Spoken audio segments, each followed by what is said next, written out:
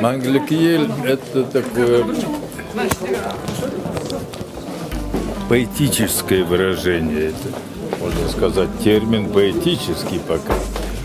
Но для того, чтобы он обрел такое значение уже реалистическое, для этого потребуется потрудиться многим поколениям казахов, казахстанцев, всех, кто будет населять эту землю, вот, и оставить ее мирной, развитой страной такой, тогда только вечность будет. Мангалик-Ель – это вечная страна, вечный народ.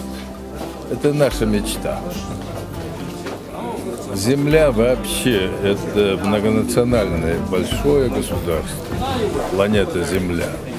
Поэтому, когда народы будут взаимодействовать и взаимозависеть друг от друга, вот тогда будет мир, спокойствие, мангалик, алем. Мы мечтаем, чтобы сейчас у нас у всех постепенно появлялась общенациональные идеи. Пока что мы продолжаем бороться с этим средневековьем в своем сознании, родоплеменным подразделением, разделением, жузовскими пережитками. Это все есть.